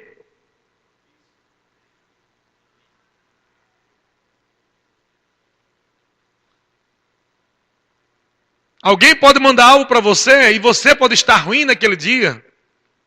Principalmente as irmãzinhas que todo mês tem aquele negócio. Né, está lá, a flor da pele. E alguém manda uma mensagem para você Só que na hora daquele irmão, ou aquela irmã escrever aquela mensagem, ela colocou tranquilo. Olha, me desculpa aí, eu atrasei aqui, eu não vou poder chegar nessa hora, mas me perdoe, eu estou chegando, explica aí o que aconteceu. Um exemplo. Aquela irmã, que ela já acordou cedinho, tudo, para se arrumar aquela coisa toda, né? Ela está naqueles dias. Aí quando ela vai ler, me desculpe aí, eu não vou chegar no horário. Tu viu como ela falou comigo? Tu viu como... Aí você já percebeu que geralmente os homens não mexem tanto a cabeça assim não, mas a mulher geralmente mexe a cabeça, né? Você viu? Mar menino, né? Mar menino. Quem coloca a emoção é você. Por isso, quando você for ler as mensagens de alguém, principalmente daquelas pessoas que você está conhecendo somente pela carne, né? E a Bíblia diz que nós não conhecemos agora pela carne, né? Pelo Espírito. Quando nós conhecemos as pessoas pela carne, a gente fica dizendo, menino, vou com a cara daquela irmã. Então qualquer coisa que aquele irmão ou aquela irmã fale, está errado. Você viu? Falou errado. Porque já tem algo carnal ali envolvido. Agora imagine uma comunicação daquele irmão que você não gosta. Vou salvar aqui para ser uma prova. Tu vai ver o que vai acontecer. Vou salvar, fazer o backup dessas conversas. Que tu vai ver esse irmão aí. Menino, o quê? Tu viu? Então cuidado com a questão da comunicação. Uma das formas do diabo trabalhar hoje dentro da igreja para destruir os departamentos de liderança é a confusão na comunicação. A confusão na comunicação. Cuidado. Não fica... A gente tem um costume horrível, irmão. Da gente falar o que não disse. Tem 3 irmãos da igreja que estão com problema. E o restante tudinho está bem. Ou seja, vamos dizer que tenha 99% da igreja está bem. Aí tem 1% da igreja que não está ruim. Quando a gente vai se comunicar, ei, tu viu aí? Está todo mundo satisfeito. Está todo mundo satisfeito lá na igreja. É só 2 irmãos. Está dentro da porcentagem que nós pastores conhecemos. Está dentro da porcentagem. Sempre vai haver insatisfação. Não existe, até que Jesus foi assim, meu amigo. Porcentagem de insatisfação vai haver sempre. Nunca vai ter uma igreja plenamente perfeita, onde todo mundo virou anjo, que está com cheiro de nuvem. Algumas pessoas dizem, pastor, eu estou saindo da igreja. Por quê? Porque eu pensei que aquele... Tem alguém que chora primeiro para depois responder, né? Dá uma raiva. Você diga logo, depois tu chora. Sabe por que eu vou sair? A gente fica numa ansiedade, né? Querendo saber, né? A gente fica lutando com aquilo, né? Sim. Pode falar, amado.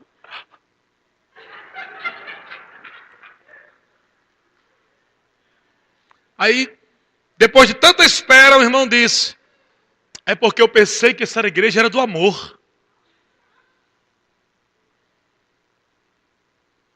Mas como assim? Eu não entendi, irmão. Não, porque eu mandei uma mensagem para fulano, e fulano respondeu assim, e depois não sei o que, e veio outro, já disse outro, e eu fui reclamar, e falaram mal comigo, e lá, e lá. Olha, aí eu pensei que era a igreja do amor, eu pensei que era a igreja não sei o que, lá. Estou escandalizada. Se escandalizar com problemas que acontecem, os problemas vão ter, mas vão existir, e é por isso que Paulo está dizendo, torna-te padrão. Porque quando você se torna padrão, você vai conseguir resolver os problemas dentro dos princípios, dos padrões de Deus. Problemas não vão acabar nunca aqui na terra. Nem dentro da igreja. Se você pensa que você está bem, olha, eu sou o top aqui da igreja, eu sou o mais da visão aqui da igreja, eu sou o mais perfeito aqui da obra, talvez seja por isso que a igreja está ruim.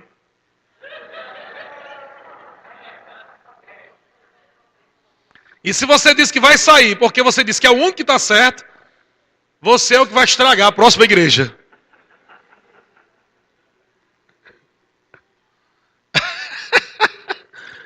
Então Então você tem que entender que você tem falhas. Como o irmão tem falhas, você também tem falhas. E é isso que o diabo quer, que todo mundo aponta o dedo para o outro, fica mostrando as falhas um do outro, e tira o foco das virtudes, do dom de Deus, a capacitação que Deus deu a cada um. Todo mundo apontando só falha um do outro, porque todo mundo tem.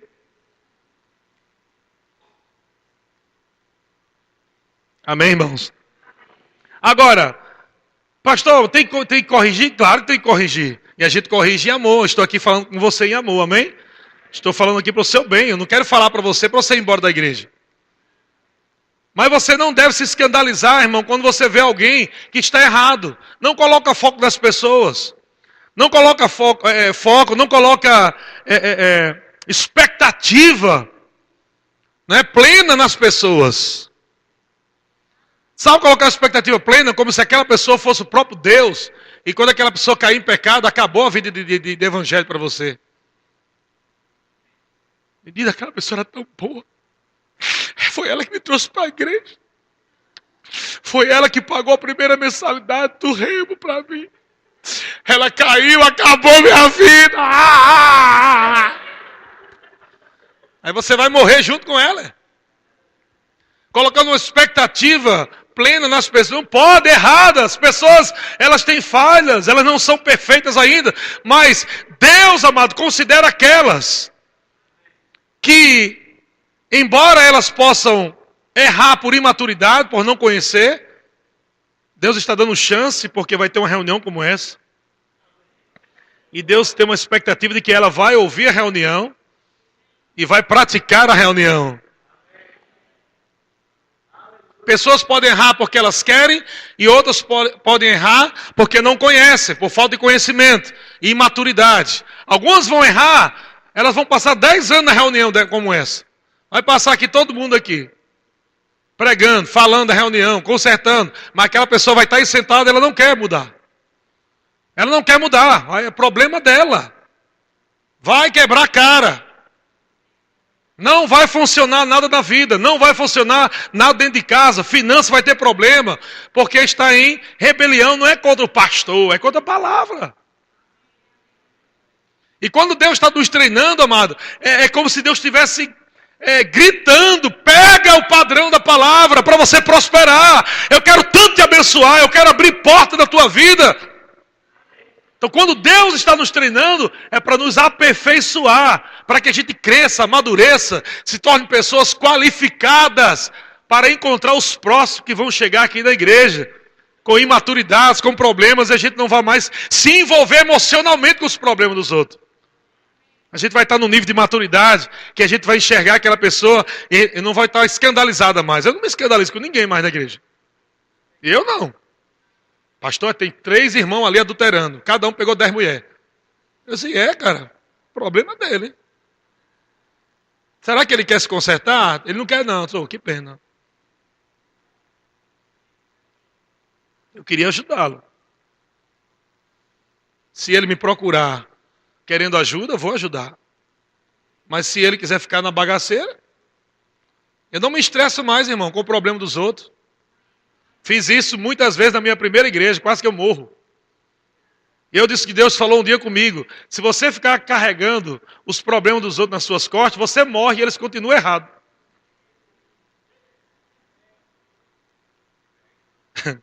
Aí sabe o que foi que eu disse? Meu amigo, é verdade. Não sou eu que tenho que carregar a cruz dos outros, tenho que carregar a minha. Jesus disse, tome a sua cruz, a minha, eu tenho a minha cruz, eu não vou carregar a cruz dos outros. E eu quero que você entenda, amado, que o pastor não está aqui para carregar a tua cruz, não. Nem Jesus disse, carregue a minha. Nem Jesus disse, quer me seguir? Me dá a tua cruz aí que eu vou carregar. Nem Jesus falou isso. Porque esse sentido da cruz, de carregar, é o sentido de mortificar a sua própria carne. É o sentido de você viver a vida de santidade. É o sentido de você viver a vontade de Deus. Procurar viver a vontade de Deus. Procurar viver o que Deus diz. Esse é o sentido. Tome a sua cruz. Crucifica a tua carne. Vai trabalhar na tua vida, no dia a dia. Se torne melhor, se torne padrão. Então eu desisti de levar problemas dos outros na minha vida. Deus disse, eu não ungi você para você levar problemas dos outros para a tua casa, para a tua vida. Eu não ungi você para isso. Eu ungi você para você aconselhar, instruir, orar por aqueles que procurarem você para melhorar. Você percebeu que Jesus nunca foi atrás de alguém para consertar alguém? Você percebeu que Jesus nunca dizia, quem tiver com problema, liga para mim que eu vou. Mas Jesus sempre disse, se você está com problema, vem até a mim. Está com sede, vem até mim, beba. Está com fome, vem até mim. Está sobrecarregado? Vem até mim, tome. Você tome o meu jugo, o meu fardo, que é suave, que é leve. Você vê Jesus colocando a responsabilidade. Faça alguma coisa, corra atrás. Você quer melhorar? Corra atrás. Procure. Até mesmo os apóstolos dizem também, olha, se tem alguém doente em casa, né, se tem alguém enfermo, ele diz, chame os presbíteros da igreja. Não está dizendo assim, vamos ver se o pastor vai lembrar que eu faltei o culto. Quer só ver se ele vai lembrar. Já faz 2 cultos que eu faltei aqui, eu estou doente aqui, acabando. Doente. Faz 5 anos que eu estou dentro naquela igreja, 2 cultos, ele não ligou ainda. Eu falo, meu irmão, pelo amor de Deus. Você está sentado aí, está vendo um. Quem está aqui está vendo todo mundo. Você sentado aí está vendo uma pessoa. E o pastor aqui está vendo todo mundo. Não dá para ver só você que faltou. Pode ser que aconteça. De repente o pastor, até pelo Espírito, de repente aconteça lá. Mas às vezes o Espírito nem alerta o pastor. Porque é um defeito do irmão. Diz, não vou alertar não. Vou deixar aquele irmão ser curado disso aí. E o pastor nem lembra nada. Está lá para ministrar a palavra, cheio de alegria. E está lá o irmão em casa fermentando o coração. Está vendo? Cadê que o pastor liga? Mas a Bíblia diz o quê? Se tem alguém doente, ligue para o pastor e chame. Ou o líder, ou seja lá quem for. É você que tem que ligar e informar. Comunicação, procedimento. Não é esperar que o pastor tenha lá uma bola de cristal. Deixa eu ver como é que estão as minhas ovelhas hoje. Fulano de tal, ok, está tudo bem. Outro aqui. Passar o dia todinho olhando uma bola de cristal que nem existe. Se a Bíblia diz que nós devemos chamar os presbíteros para orar, significa que nem sempre o Espírito Santo vai estar dizendo ao pastor, ou aos presbíteros, que alguém está doente. Você não precisava dizer, vai chamar. Mas ele quer que nós tenhamos essa comunicação. Vocês estão entendendo então aqui, gente? Comunicação! Pastor, está acontecendo isso na minha vida, na minha casa. Tem gente que vai se comunicar com o pastor, né, com problema. Casamento, por exemplo, está lá. Os líderes chegando. E às vezes a fé parece ser fé, mas na verdade é presunção. Está mais ligado a tolice, presunção do que fé. Porque alguém não. A briga que só, o casal, briga que só a gota. Sai de casa brigando dentro do carro, chega na igreja, a mulher chorando com os olhos inchados. E o marido diz, engula o choro, engula o choro. Engula o choro. Vai chegar agora aí, nós somos líderes, todo mundo vai ver. Vai queimar nosso filme. Aí lá vai a coitada da mulher, entra que nem cara de coxinha oleosa. Cara de coxinha oleosa na igreja. Vontade de chorar, segurando. Com aquele sorriso amarelo. Rapaz, amada. Camarada também todo na carne também. Ama, paz, meu irmão, te amo, amado, te amo. Começa a amar todo mundo.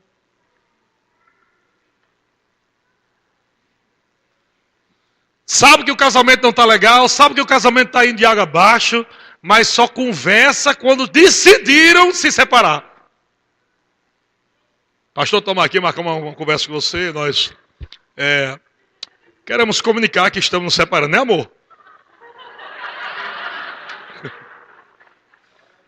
Ou seja, continua sendo hipócrita, né? Está tão acostumado a disfarçar que a coisa está bem, e eu sei que existe o lado da fé, da gente crer e acreditar, mas os dois estão crendo, os dois estão acreditando na palavra, é diferente. Outra coisa, amado, é os dois brigando, gato e cachorro. E dizendo para todo mundo que está bem. Não está bem. E quando vaza isso? O menino está sabendo aí que o casal ali está... Acaba e não acaba o casamento dele? É mesmo?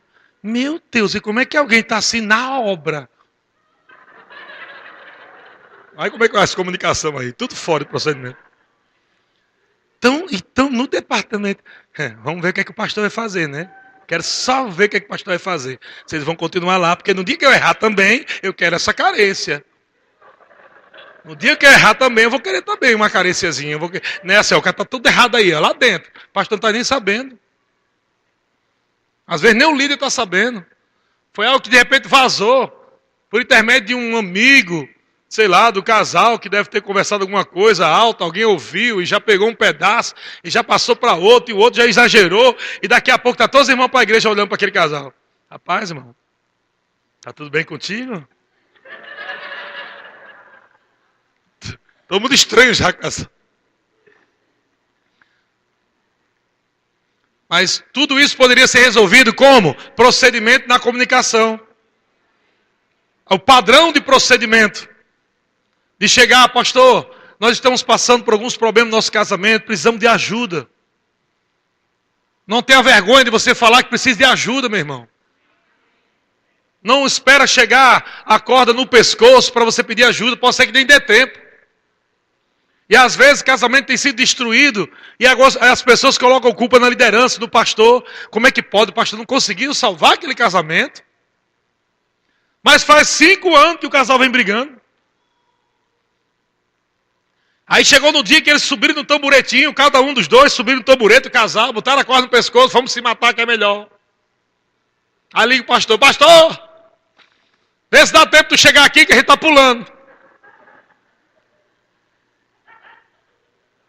Coitado do pastor, pulando de quê? Vamos matar agora. Pelo amor de Deus, calma! Aí o pastor tenta fazer de tudo, acelera uma velocidade que nem existe para tentar salvar aquele casamento. E quando chega lá, já encontra o casal pendurado, morto. Aí a culpa vai para quem? Pastor. Terrível um negócio desse. Isso aconteceu comigo várias vezes. Então nós não tivemos tempo de salvar, porque não houve procedimento, padrão de procedimento na comunicação. Amém? Então olha para o seu irmão e diga assim, aprenda a se comunicar. A outra questão do padrão, do procedimento, é a ética. A ética não é algo que você simplesmente aprende por fora, mas é algo que você é. Faz parte de um caráter, de um bom caráter. Então, se o pastor confiar aos líderes algum assunto importante, que esse assunto não deve ser comunicado, houve momentos que Jesus curou alguém, já teve até momentos que Jesus curou alguém e disse, olha, não fale para ninguém não. Eu até fiquei questionando porque Jesus disse não fale para ninguém não, porque ele curou. Porque para vários ele não disse nada, mas teve um lá que ele disse, não fale, fica lá, não diga quem foi que curou você não. Isso só me diz que tem coisas que pessoas não precisam saber.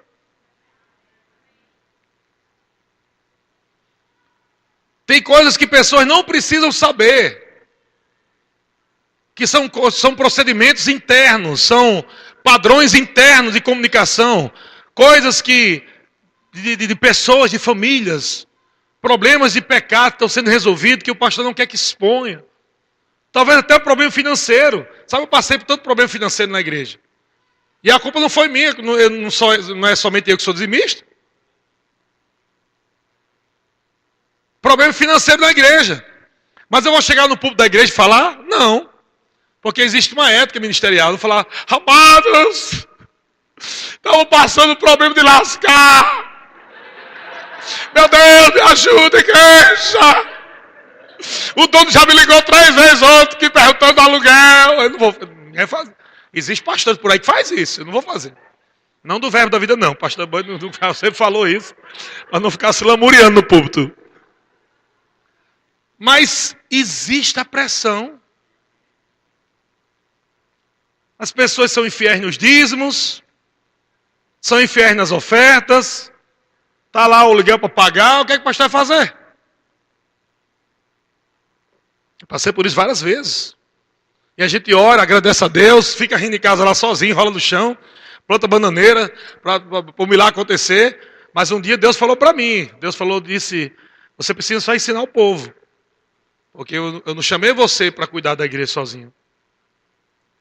São coisas que a gente vai aprendendo. Porque eu ficava no meu dia a dia tão assim, cara, meu Deus, o aluguel, meu Deus, já passou 5 dias e não entrou o dinheiro. Aí sempre, toda hora o tesoureiro, coitado do tesoureiro, o bichinho já estava aperreado. E aí entrou outro, pastor, né? No outro culto, e aí? No outro, e aí entrou? E eu vivia nessa coisa, agoniado. Essa foi a primeira igreja, amém? Já pulei dessa fase. Já estou na segunda fase do videogame. E aí chegou um ponto que eu tive que descansar. Mas Deus falou para mim que o povo deixa de ser abençoado quando o povo desonra. Quando o povo não tem essa ética também, né? De guardar, de honrar a liderança. Essa ética de não... menino, você está sabendo aí? A igreja nem pagou aluguel.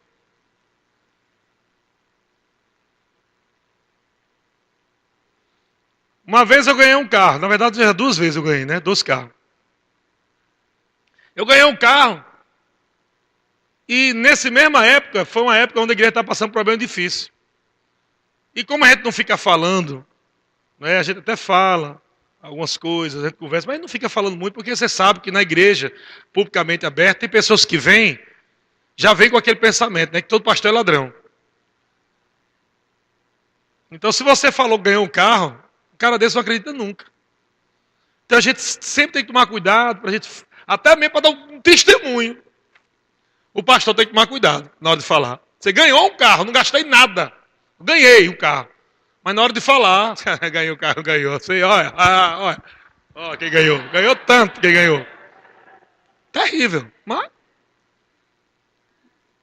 Então tudo que você vai falar tem que tomar cuidado.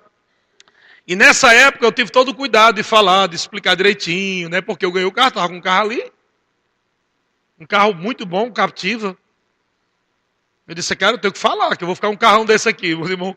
E a igreja passando uma perreira de lascar financeiramente.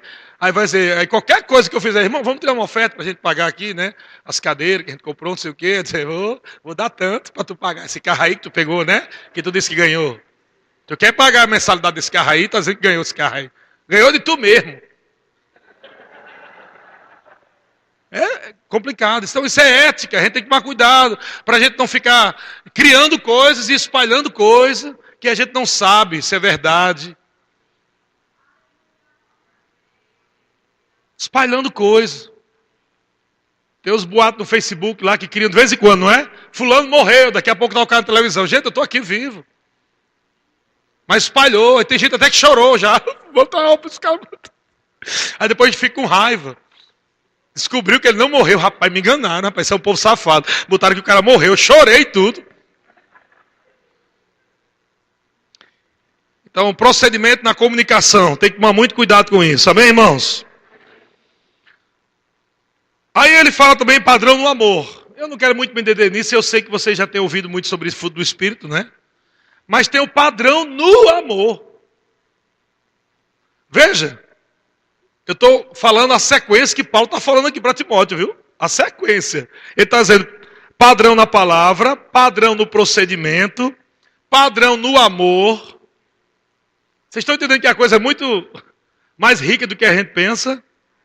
Para se tornar padrão, para ser qualificado, para ser licenciado, colocado em treinamento, existe um caminho a seguir, não é só, eu amo Jesus, olha, eu amo tanto Jesus. Amém. Então você vai ter que provar que você ama Jesus. Com seus procedimentos, com sua conduta, com seu caráter, com a sua fé, com seu amor, você vai me provar que você ama Jesus.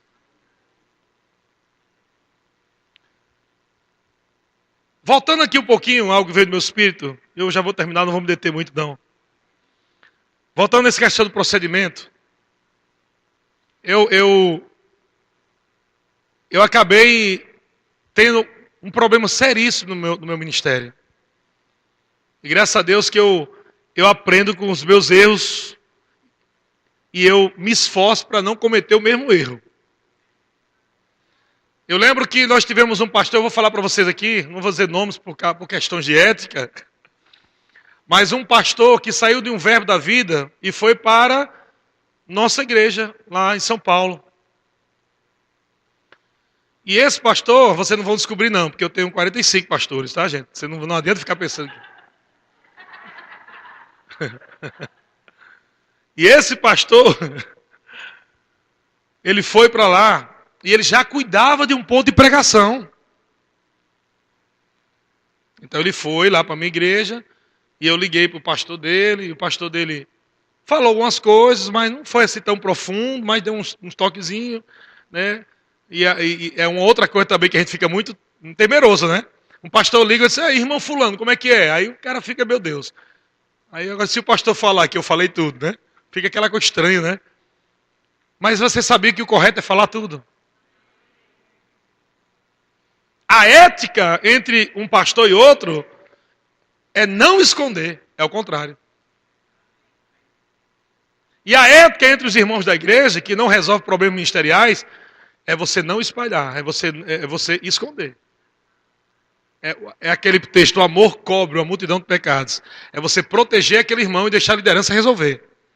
Mas entre a liderança, pastor e pastor, é o contrário, tem que ser claro. Ele não pode, não, por ética, eu não vou falar mal do irmão. Não é falar mal do irmão.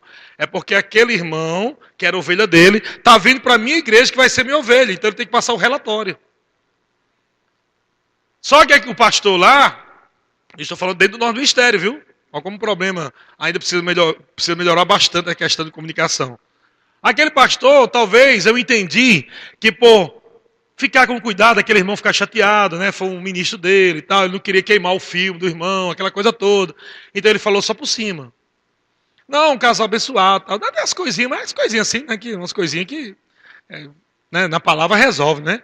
As coisinhas e tal. Tá bom, mas aquelas coisinhas era o que ia me livrar.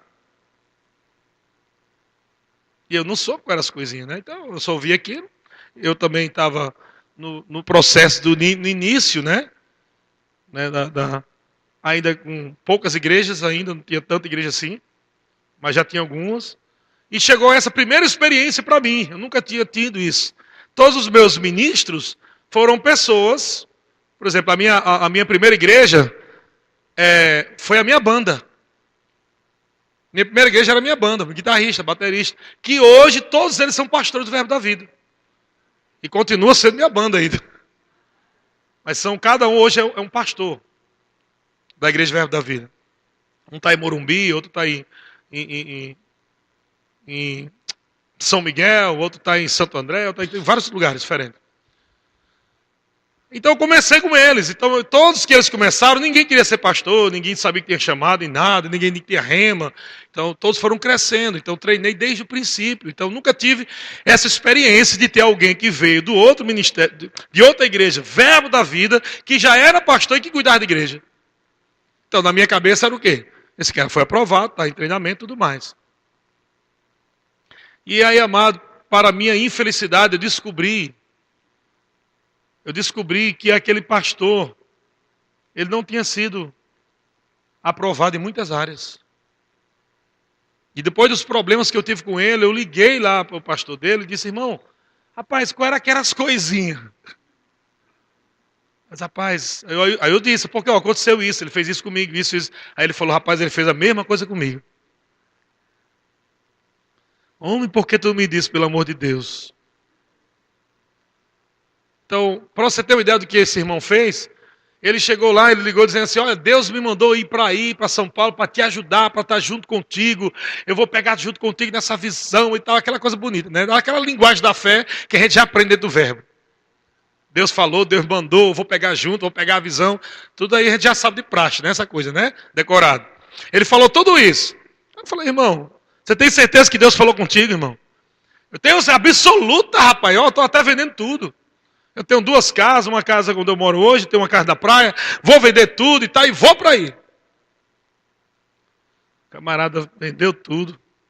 Já deu aquele frio na barriga, né? Porque, querendo ou não, ainda que eu disse para ele, irmão, a responsabilidade é sua. O irmão tem família. Pastorzinho lá com família e tudo, então você fica na responsabilidade. Meu Deus do céu, esse camarada, pai, não deixa esse camarada sair se ele tiver sido guiado, não. Mas a gente faz essas orações, mas a gente sabe, né? Que a decisão é da pessoa. E aquele camarada chegou, amado, e ficou um tempo com a gente lá, e serviu. E eu fiquei de olho nele uns 6 meses. 6 meses ele ficou no banco. Ficou feliz lá, abraçando os irmãos. Eu falei para ele que tinha um procedimento. Ó, irmão, tem um procedimento de deixar pessoas que chegam aqui na nossa igreja, ficam 6 meses, assim, que já tem a palavra. Quem não tem, vai ficar um tempão aí, aprendendo a fazer rema, aquela coisa toda. Mas se alguém já tem o rema, então eu deixo um tempo, avaliar a vida dela, a gente vai vendo, e, enfim. E eu vou fazer isso contigo. Eu estou até meio constrangido, porque você é um pastor do verbo. Mas eu vou fazer isso. Então eu falei para ele. Quando deu 3 meses, mais ou menos, ele disse, rapaz, eu acho que eu vou já botar esse irmão para... Tá bem, né? O cara tá te servindo, tá vindo os cultos, tá tudo. Então eu quebrei o procedimento. Saí daquele padrão que eu tinha. E comecei a dar oportunidade àquele irmão. O dinheiro do irmão foi acabando. Acabando. Ele vendeu a casa, o cara não pagou. Agora o irmão estava sem dinheiro. Eu tinha um ministro meu na fila, que estava para entrar em treinamento, e eu ia dar um salário para ele, uma oferta mensal para ele começar devagarinho aí vivendo aquilo. A pretensão era essa, que ele fosse depois licenciado para entrar. Já tinha aquele irmão comigo há 8 anos de treinamento.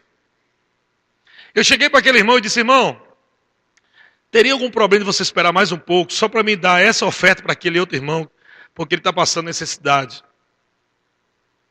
Ele está com um aluguel atrasado. Eu soube que ele está sem comida na casa dele. E embora, né, naturalmente falando, eu não tenho a culpa do que está acontecendo, porque eu tinha dito a ele, a responsabilidade é sua, eu não aguento ficar sabendo que o irmão lá está passando necessidade. E a igreja estava passando uma situação financeira apertada. Não podia dar outro salário. Eu disse àquele irmão, você poderia ceder isso, né, conceder isso, ficar um tempo ainda? Pastor, tranquilo, pastor, pelo amor de Deus, eu não estou aqui pensando nisso, fique em paz.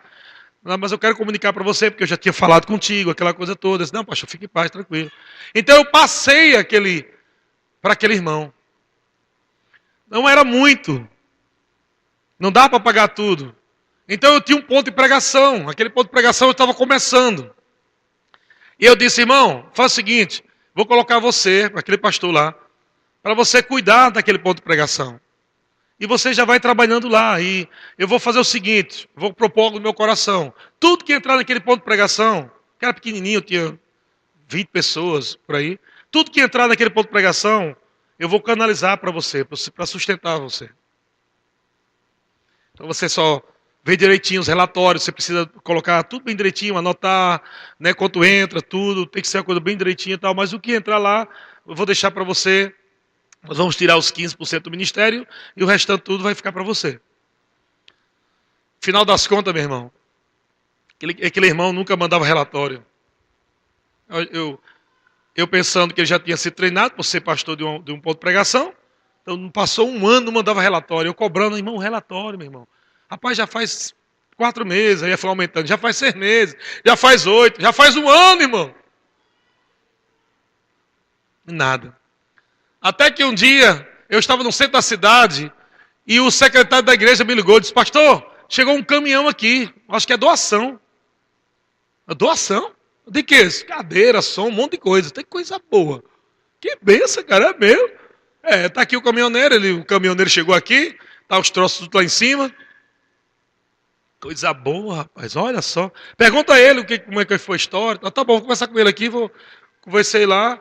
Aí o irmão disse assim, rapaz, isso aí não, eu sei que o nome da igreja é Verbo da Vida. Eu disse, que lugar? Aí disse o lugar, que era o lugar onde tinha esse ponto de pregação que eu botei o irmão lá. O que aconteceu? O irmão fechou a igreja. Ele fechou o ponto de pregação sem minha comunicação, contratou um caminhão, mandou as ovelhas embora, procurou outro ministério, botou o material todo dentro do caminhão, em cima do caminhão, cadeira, som e tudo, e mandou entregar lá na sede, lá na Vila Matilde. Não acredito que tem essas coisas no nosso meio.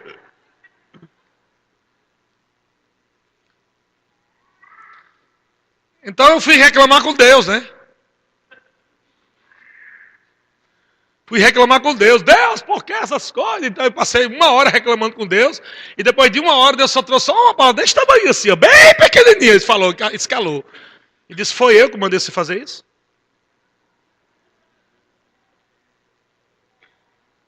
Só isso Deus falou. E ficou só o silêncio no ar. Foi eu que mandei você fazer isso? E depois eu aprendi, amado, que eu não devo me mover por necessidade. Que eu não devo me mover por camaradagem, por amizade. Que eu não posso colocar ninguém no ministério só porque é um cara legal, só porque passou por outra igreja, mesmo sendo verbo da vida. Que eu devo seguir os procedimentos, os padrões, que eu tenho que avaliar, ver a conduta. E receber no meu espírito, ele está aprovado. Então eu quero que você entenda isso. Você pode ser muito chegado ao pastor. Você pode até servir muito o pastor. Você pode ser muito amigo do pastor. Mas só quando ele receber por dentro a informação. Para levantar você, é que ele tem que fazer isso. Senão ele vai danificar a vida dele, a família dele, a igreja e a sua vida também. Pessoas foram machucadas. Pessoas ficaram meses daquela ponto de pregação sem falar comigo, porque ele chegou no último culto e disse, olha, o pastor Eliezer disse que não dava mais, que a igreja é muito pequena, e não tinha recurso, e ele colocou meu nome lá, aquelas pessoas ficaram chateadas comigo. Vim descobrir depois. Eu tive que procurar uma por uma para explicar a situação. E algumas delas voltaram, outras delas não voltaram, porque entraram naquele ponto. Mas como é que pode você botar alguém que faz isso? Então você continua sendo errado, pastor. Eu não vou seguir você mais. Então eu paguei um preço altíssimo por ajudar alguém sem estar qualificado, sem ter a direção no espírito de que aquela pessoa está realmente aprovada. E essa história, ele só não mandou entregar a igreja lá para o pastor do outro lá, que era dele. Mas a história foi a mesma. Ele abandonou a obra para vir para São Paulo. Eu não sabia disso. Então eu quero que você entenda, amado, que isso é muito importante. Essas reuniões são muito importantes para você estar pegando os princípios de caráter, ajustando tua vida, para que você não cresça de qualquer jeito. Você pode estar sentado aqui hoje, dizendo, pastor, mas eu sou muito novo, estou nem pensando nisso. Mas pode chegar um tempo na tua vida, que essa oportunidade vai chegar. E você vai ter que estar qualificado, você vai ter que estar pronto, sabendo qual a visão, ligado com o pastor, andando no procedimento, nos padrões. Se torne padrão. Chacoalha teu irmão aí e diga, se torne padrão.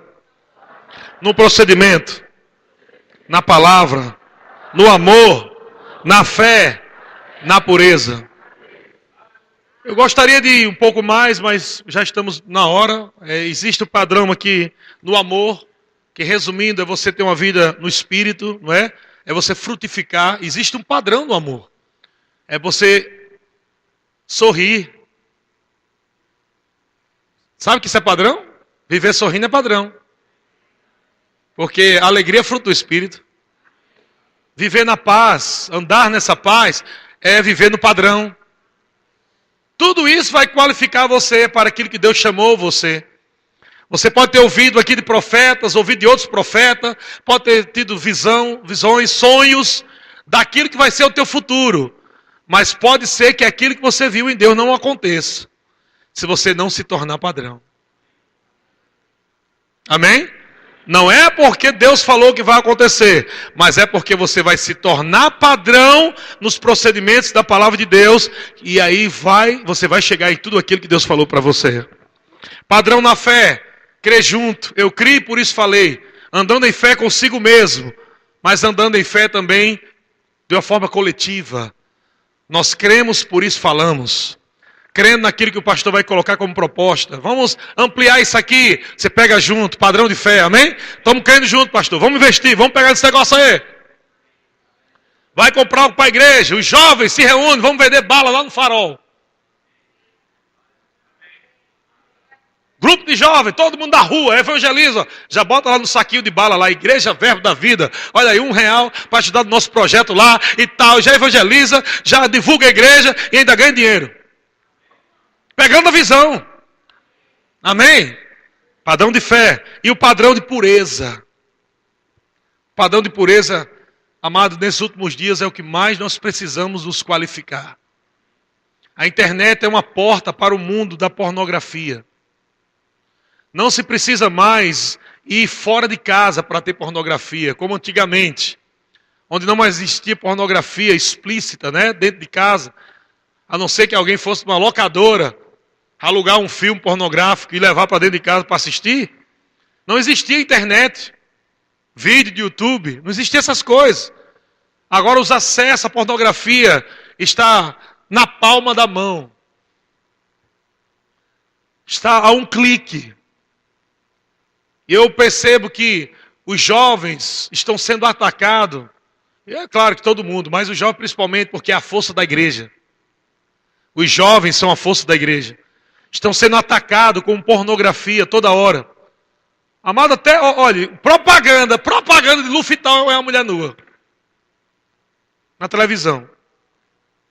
Qualquer propaganda, pode ser, compre agora um prato de comida. Xícaras da melhor qualidade. É uma mulher de biquíni. Tudo que está fazendo hoje tem sensualidade. Toda propaganda tem sensualidade. Então tenham cuidado. Torne-te padrão também, né, na pureza. Cuidando do seu corpo. Cuidado com a forma de se vestir. Não adere os padrões do mundo nas suas vestimentas.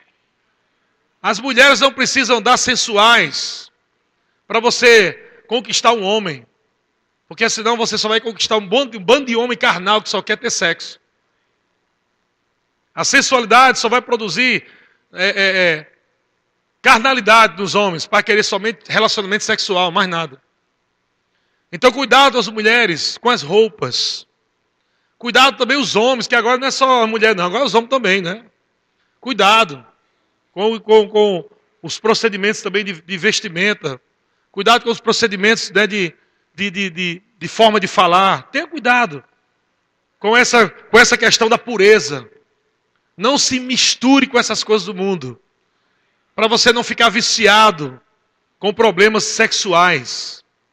E você está vivendo uma vida impura nos bastidores e tentando servir a Deus aqui com uma vida impura. Tenha cuidado com isso. Você pode pensar que está sozinho, no quarto, no banheiro. Mas lembre-se, Deus está dentro de você. Não só Deus está vendo, mas o diabo também está vendo. Então você tem que entender que você não está só no mundo espiritual. No mundo espiritual existe uma nuvem de testemunhas olhando para você. E existe também uma nuvem negra de demônios que sabe o que você faz em oculto. Então preserva isso na tua vida. Torna-te padrão na pureza. Amém? Torna-te padrão na pureza. Porque aquilo hoje que pode ser pequeno, pode se tornar grande lá na frente. Sabe que o diabo muitas vezes não vai derrubar você hoje? O diabo não vai derrubar você hoje porque ele sabe que você tem um dom, que você tem um dom ministerial poderoso. Ele vai deixar você crescer, se tornar grande. E aquilo que você não tratou dentro de você quando você esteve lá no início, ele vai ativar lá na frente. Ele vai deixar você bem conhecido. Ele vai deixar você todo poderoso, todo ungido lá, né? Deixar você bem à vontade. Que você tem uma massa de pessoas seguindo você no Facebook, no Instagram. Pessoas conectadas a você, mas você lá dentro ainda continuando com aquela impureza. Como já aconteceu no nosso ministério. E aí quando chegar naquele tempo, onde você está na melhor fase da tua vida ministerial, mas você não se cuidou hoje, ele vai levantar aquilo que você não quis jogar fora. E vai derrubar você. E vai ser muito mais difícil você se levantar. Você tem que ter muita humildade para você, depois de estar lá em cima, cair e se levantar outra vez ministerialmente, tem que ser muito, mas muito humilde. Então é melhor você ser humilde agora, sem ter aquele glamour todo, e consertar as coisas da tua vida. Amém, irmãos? Glória a Deus! Eu creio que aqui existem pessoas poderosas. Eu creio que assim como eu, há pessoas aqui, que elas talvez não tiveram a mesma experiência que eu. Sua mãe talvez não teve essa visão de um anjo sobre você. Mas eu tenho certeza que existe um dom dentro de você, uma capacitação, um chamado. Eu creio que Caucaia vai ser, amado, impactado com essa palavra. Que Deus vai levantar através do pastor pessoas aqui qualificadas para abrir pontos de pregação que não vão fechar sem a permissão dele. Mas pessoas que vão ser enviadas pelo pastor, sendo guiado pelo Espírito, vendo a sua aprovação ministerial. E eu creio que Deus vai levantar muita gente aqui. Deus vai levantar professores do Rema, Deus vai levantar pastores, Deus vai levantar apóstolos, evangelistas, profetas, mestres, e Deus vai levantar muitas pessoas no Ministério de Socorros, músicos, pessoas que vão cuidar de crianças, diaconato, som e tudo mais, porque todas as igrejas vão precisar. Então eu creio que na próxima vez que eu estiver aqui com vocês, irmãos, essa igreja vai estar muito maior, muito maior, muito maior. E eu não sei, mas ou ela vai estar fazendo uns 3 cultos no domingo, ou vai ter que mudar de novo. É isso que vai acontecer. Vai mudar de novo, vai ter que fazer 3 cultos. Mas eu acredito que na próxima vez não será somente mais um prédio alugado. Mas será um projeto de construir algo bem grande já. Algo planejado, algo na planta. Amém? Eu vi no meu espírito isso. Quando eu estava aqui nesses dias. Que está chegando uma fase, não sei se é a próxima, mas vai chegar nessa fase, pastor. Aonde vai ser algo planejado, projetado, que vai ser construído da fundação. Tudo no papel, vai ser aqui o gabinete, aqui vai ser na sala das crianças, aqui vai ter o Rema, aqui vai ser... E vai ser uma coisa tão poderosa e tão bonita, que vai ter o templo e vai ter a sala do Rema separado. Vai ser algo poderoso, gente, lindo. A sala das crianças, top, uma coisa linda, estacionamento. Se prepare para vocês viverem coisas tão grandes aqui nessa cidade. Porque Deus está qualificando você para isso, irmão. Para você pegar firme com essa visão. Quanto maior a visão, mais Deus vai precisar de pessoas qualificadas. Você imagina essa igreja, amado, com 10 mil membros? O tanto de pessoas qualificadas que vão precisar. Quantos pastores auxiliares vão precisar para cuidar de 10 mil membros? Quantos líderes vão precisar para cuidar de 10 mil membros? Porque vai ter tanta criança, meu amigo. Haja pessoas para o ministério, departamento infantil, ministério de música. Amém? Deus vai estar levantando várias equipes de música aqui.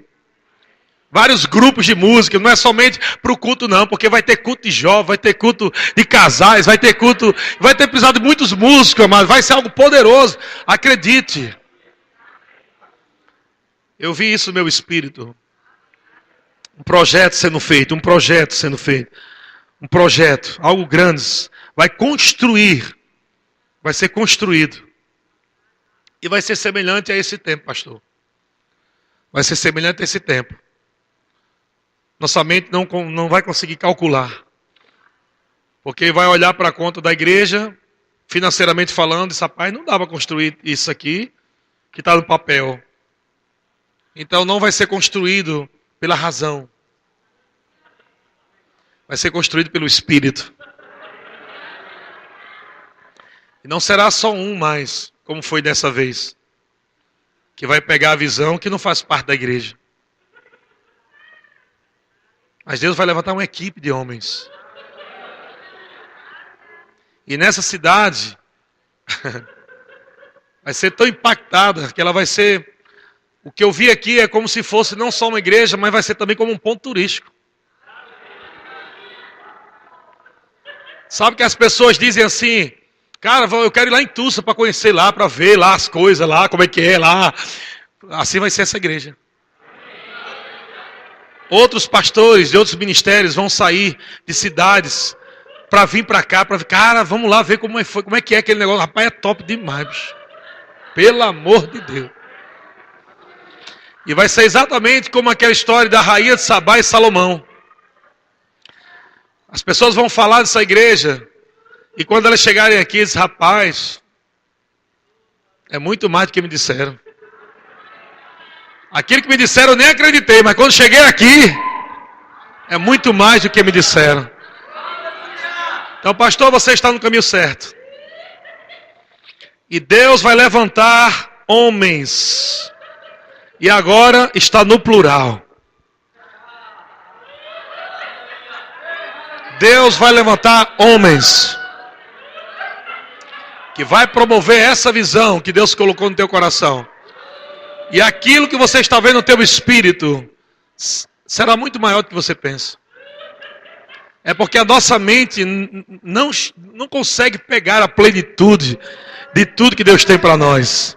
Então, quando Deus mostrar para você no papel, você só vai agradecer ao Senhor, você só vai rir, dançar, porque, meu irmão, o negócio é grande demais.